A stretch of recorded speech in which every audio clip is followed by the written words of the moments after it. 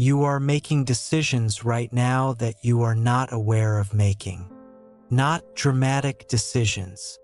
Not the kind of decisions that feel like decisions, where you are aware of weighing options, of considering consequences, of choosing between alternatives. Small decisions.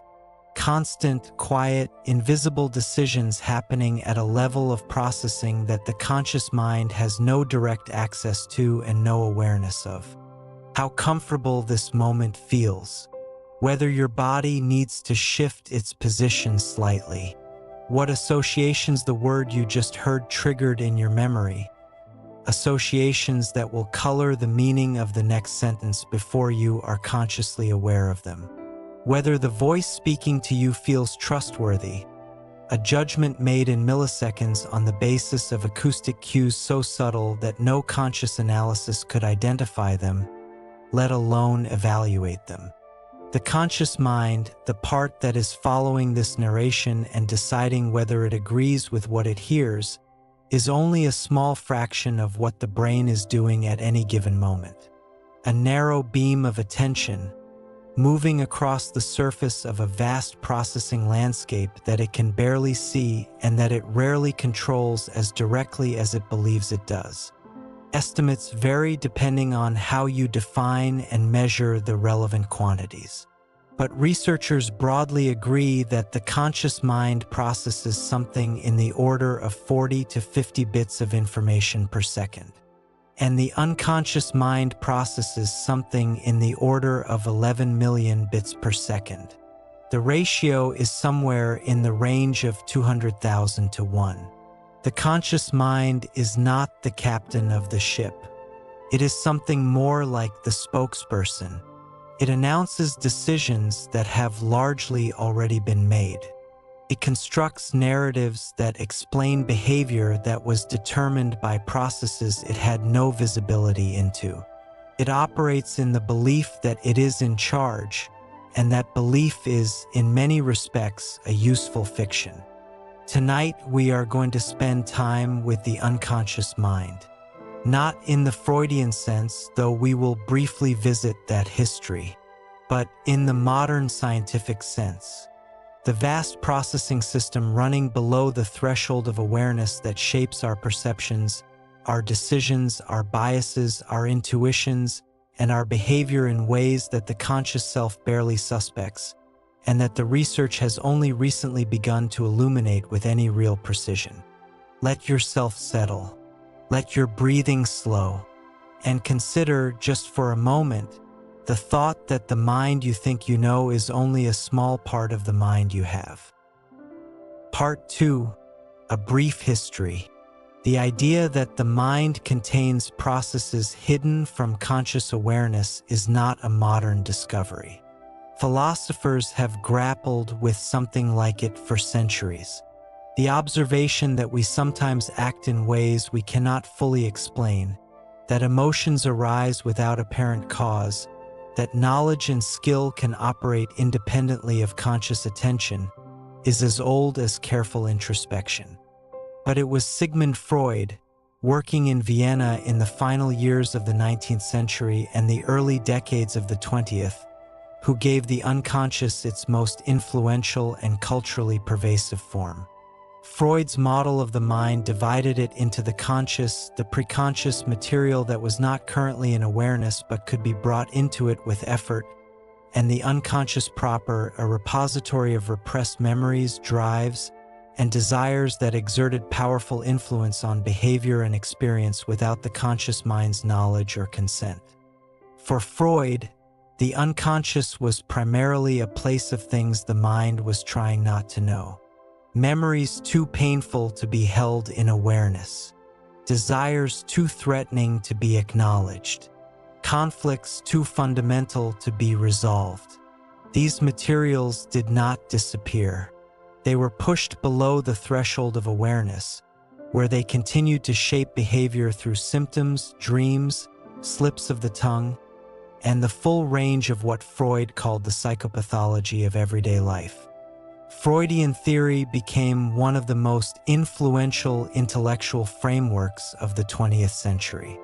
Its concepts shaped literature, film, art, biography, education, and the popular understanding of human psychology in ways that are still visible. The idea that much of what drives us is hidden from our own view, that the self does not fully know itself, that symptoms and behaviors have meanings that require interpretation to uncover, entered the cultural mainstream in ways that no subsequent revision has fully dislodged. The scientific standing of psychoanalysis as a theory of mind, however, has declined substantially since Freud's time. The specific claims of Freudian theory about the content of the unconscious, the mechanisms of repression, the interpretation of dreams, are largely unfalsifiable, meaning they cannot be tested against evidence in ways that would allow them to be confirmed or refuted. That is a serious problem for a theory that presents itself as scientific. But the core observation that survives Freud, the observation that the vast majority of mental processing takes place outside conscious awareness, and that this processing shapes conscious experience and behavior in profound ways, turns out to be not only correct but, if anything, an understatement of what the research has subsequently revealed.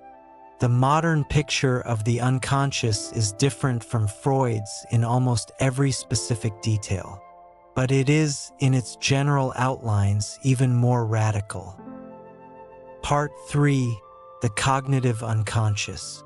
Modern cognitive science has replaced the Freudian unconscious with what is sometimes called the cognitive unconscious, a term that encompasses the vast range of automatic, rapid, parallel processing that the brain performs below the threshold of awareness and that constitutes the overwhelming majority of its moment-to-moment activity. Consider reading. When you read a sentence, you are not consciously parsing the grammar. You are not deliberately identifying the subject, the verb, the object, applying syntactic rules, computing the relationships between clauses. Your brain does all of this automatically, at speeds that far exceed anything conscious deliberation could achieve, before the meaning of the sentence reaches awareness. What reaches consciousness is not the process. It is only the product, the meaning appearing in awareness as though from nowhere, fully formed. Consider face recognition. When you see a familiar face, you do not consciously analyze the spatial relationships between the eyes and nose and mouth, compare them against a stored template, and arrive at an identification through a process of deliberate reasoning. The recognition simply happens in milliseconds with a confidence and an accuracy that no conscious process of comparison could match. The machinery behind it is extraordinarily complex. It runs entirely outside awareness. Consider the moment when you walk into a room and know, before you can articulate why, that something is wrong. The atmosphere is off. The body language of the people in the room tells a story that your conscious mind has not yet decoded, but that some other part of your processing has already read and responded to. This is not mystical intuition. It is the output of an unconscious social perception system that has been analyzing posture, facial expression, vocal tone, spacing, gaze direction, and dozens of other social signals in parallel, and has arrived at a conclusion before the conscious mind has even begun its analysis. The unconscious, understood in this way, is not a dumping ground for what the conscious mind rejects. It is the engine room, the place where the actual computational work of perception, language, social cognition, motor control, and much of what we call knowledge and skill is carried out. The conscious mind is not the source of these capabilities. It is the beneficiary of them. Part 4: Priming and the Architecture of Influence. One of the most practically significant and somewhat unsettling findings from research on unconscious processing is the phenomenon of priming. Priming is the effect of one stimulus on the processing of a subsequent one. through mechanisms that operate entirely outside conscious awareness and that the conscious mind cannot detect or resist. The prior stimulus, the prime, does not need to be perceived consciously, does not need to be attended to, does not need to be remembered. Its influence operates below all of that. In a series of experiments that became famous in social psychology, participants who had been asked to complete a word scramble task using sentences containing words associated with old age, words like gray, bingo, wrinkle, Florida, slow, walked more slowly when leaving the experiment than participants who had unscrambled neutral sentences. Not a little more slowly, measurably, significantly more slowly. They had not noticed the theme of the sentences they unscrambled. They had not consciously decided to walk slowly. They were not aware of any change in their behavior. The prime had operated entirely beneath awareness and had, apparently, activated a concept that influenced their physical behavior without any conscious mediation. Subsequent research has found priming effects for an enormous range of stimuli and an enormous range of outcomes. The temperature of a drink held briefly while meeting a stranger influences ratings of the stranger's personality warmth. The hardness or softness of the surface a person sits on during a negotiation influences the rigidity of their negotiating position. The weight of the clipboard a researcher carries while asking survey questions influences assessments of the importance of the topics on the survey. The smell of cleaning products makes people behave more cleanly. The presence of a briefcase in the periphery of a scene makes people more competitive. We are being primed continuously by everything in our environment, by the colors of the rooms we are in, the words people use in conversation with us, the images we encountered earlier in the day, the music playing in the background, the faces of the people around us. All of this is being processed unconsciously, and all of it is influencing, in ways small and sometimes not so small, how we feel, what we think, and what we do. The implications are significant and slightly vertiginous.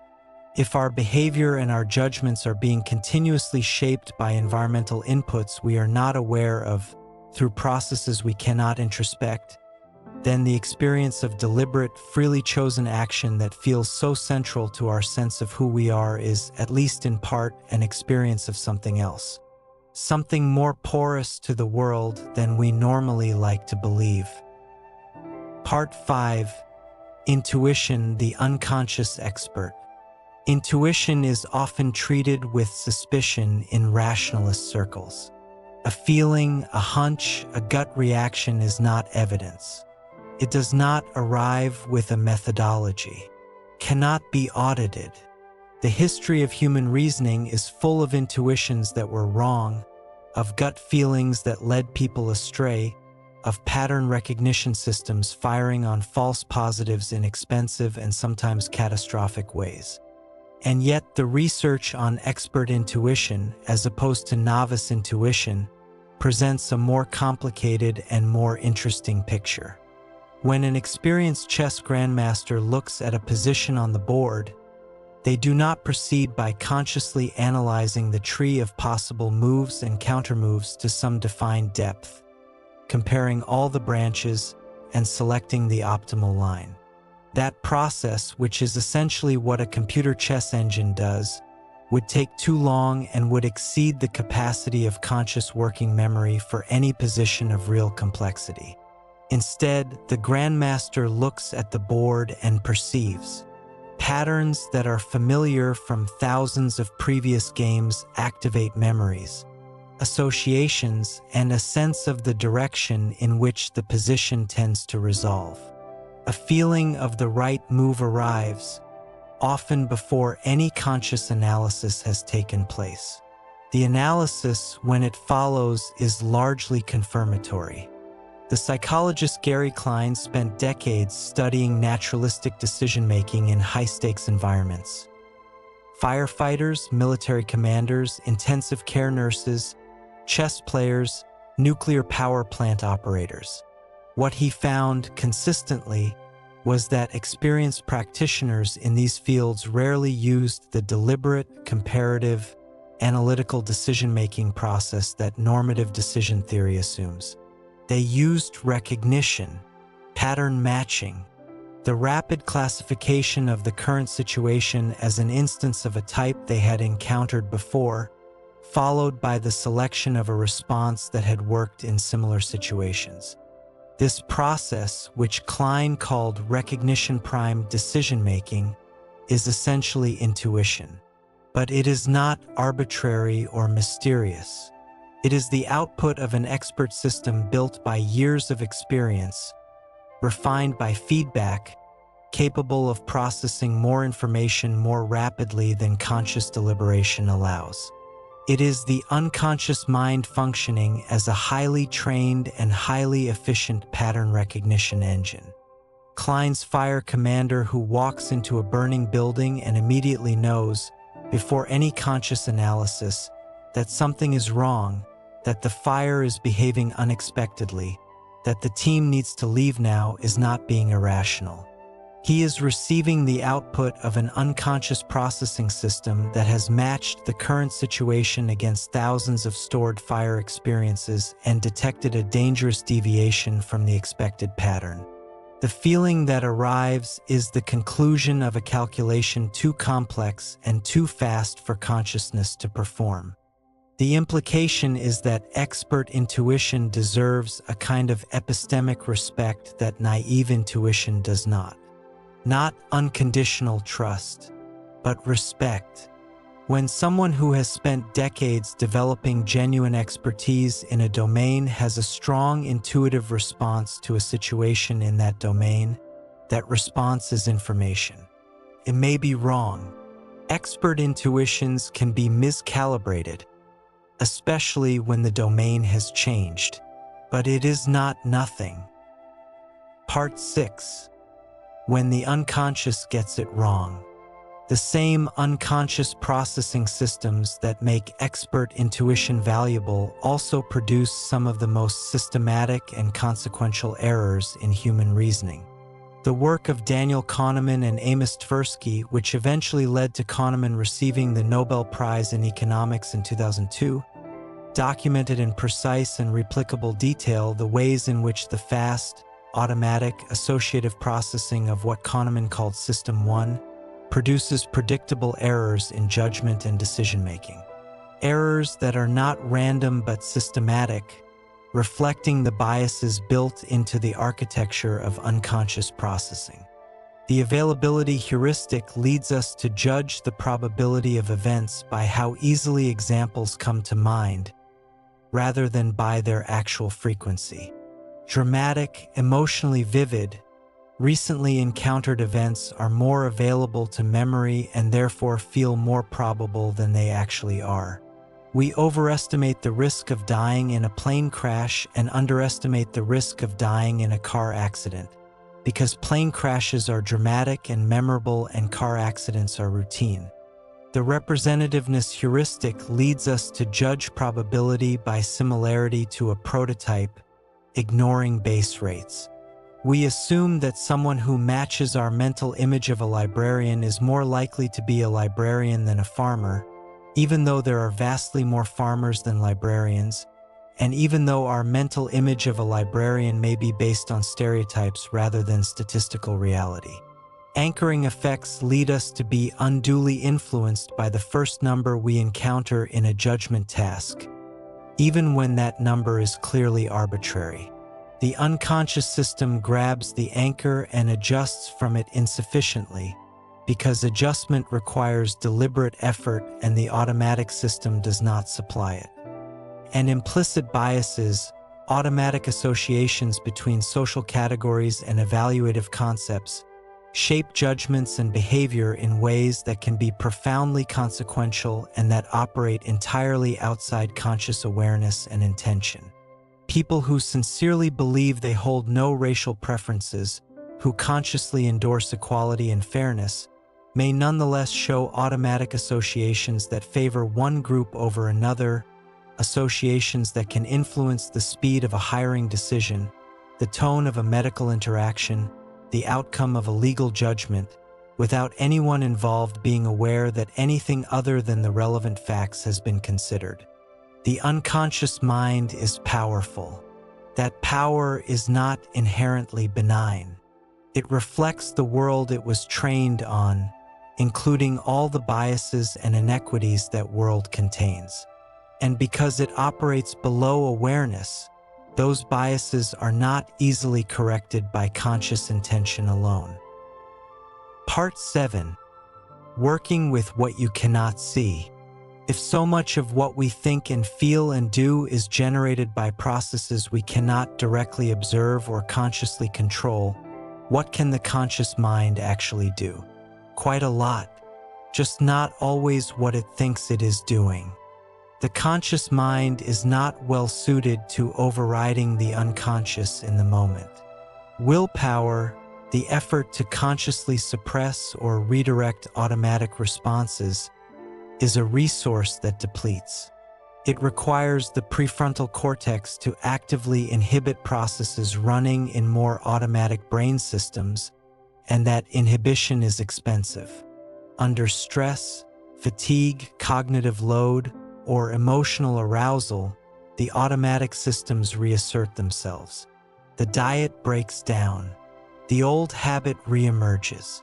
The automatic response overrides the conscious intention. But the conscious mind is well suited to a different kind of work. The work of setting conditions, of choosing in advance and in calm deliberation the environments that will prime and shape the automatic systems that will run later under conditions less favorable to deliberate choice. The person who removes unhealthy food from their home is not using willpower to resist eating it. They are using deliberate foresight to change the environment in which automatic behavior will operate, so that when the automatic system fires, it fires in a context that supports rather than undermines their intentions. This is working with the unconscious rather than against it. Sleep is one of the most powerful tools for doing this.